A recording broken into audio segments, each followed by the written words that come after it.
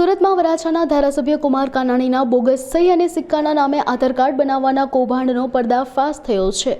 સમગ્ર મામલે કાપોદ્રા પોલીસે કાર્યવાહી કરી આરોપી દીપક પટનાયકની ધરપકડ કરી છે। આરોપી મૂળ ઓરિસ્સાનો વતની હોવાનું અને MBA સુધીનો અભ્યાસ કર્યો હોવાનું સામે આવ્યું છે। આરોપી નવા પાન કાર્ડ બનાવવા માટે પણ લોકો પાસે ફોર્મ પર સહી કરાવતો હતો। कल कापोद्रा पुलिस स्टेशन में हमें एक बातमी मिली कि माननीय धारासभ्य श्री कुमार भाई कानानी का फेक सील सिग्नेचर और अदर डॉक्यूमेंट्स यूज़ करके आधार कार्ड अपडेट और उन भलामन के लेटर इशू किए जा रहे हैं। तो इसके लिए हमने कापोद्रा पुलिस स्टेशन में एक एफिशिएंट टीम बनाई जिसमें PI MB ओसरा और D स्टाफ के लोग। इस केस को हमने लेस देन 5 आवर्स में क्रैक किया और इसमें हमने एक आरोपी को पकड़ा है जिसका नाम पटनायक दीपक है और ये उड़ीसा का रहने वाला है और ये कोसाड आवास में रहता है।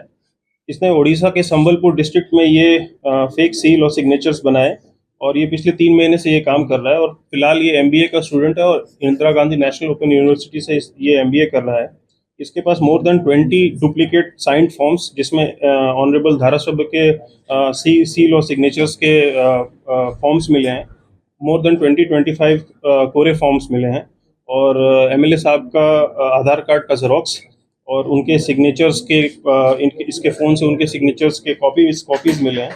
साथ में कंप्यूटर प्रिंटर और सील स्टैम्प्स और अदर डॉक्यूमेंट्स मिले हैं। और ये भी हमें पता चला है कि ये इससे पैन कार्ड अपडेट और नए पैन कार्ड्स इशू करवाने के लिए भी डॉक्यूमेंट साइन करवाता था। तो ये एक बहुत बड़ा रैकेट है जो कि हमने इसका पर्दाफाश किया और अब हम इस पर डिटेल्ड इन्वेस्टिगेशन करेंगे कि इन डॉक्यूमेंट से यूज़ करके ये और किन किन कामों में यूज़ करता था। और इसके लिए हमने इस पे BNS के तहत हमने इस पे केस रजिस्टर किया है और आगे कार्रवाई हम कर रहे हैं। कापोद्रा ना PI વસુરાજીને એક એવી માહિતી મળી હતી કે ધારાસભ્યના નામે ખોટા સહી સિક્કા કરીને મોટું કૌભાંડ ચાલી રહ્યું છે। આ માહિતીના આધારે કાપોદ્રા PIએ સંપૂર્ણ રીતે તપાસ કરીને એક ઓરિસ્સાવાસી સંખ્યાની ધરપકડ કરી છે જે કોસાડ આવાસમાં રહે છે।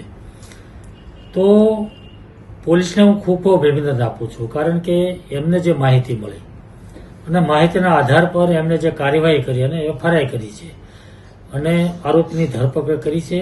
પોલીસને હું અભિનંદન આપું છું અને આના જે કાયદેસરની કાર્યવાહી થઈ છે એવી જાણ મારામાં આવી છે અને મને જાણકારી મળી છે અને PI સાથે મેં વાત પણ કરી છે। કયા કેટલી ગંભીર બાબત કહેવાય કારણ કે ધારાસભ્યના ખોટા ડોક્યુમેન્ટ બનાવવા ના એ કોઈ પણ સરકારી કે કોઈ પ્રતિનિધિના ડોક્યુમેન્ટ ઊભા કરીને બોગસ ડોક્યુમેન્ટ તૈયાર કરીને એનો ઉપયોગ કરવો એ ખૂબ ગંભીર બાબત છે કારણ કે આનો સહી સિક્કાનો ઉપયોગ અનેક જગ્યાએ થતો હોય છે। એટલે કોઈ એવા ખોટા મોટા કામ કરીને કોઈ ખોટા ડોક્યુમેન્ટ ઊભા કરીને ખૂબ ગંભીર પ્રકારનો ગુનો ઊભો થાય એવી પ્રવૃત્તિ એમણે કરી છે।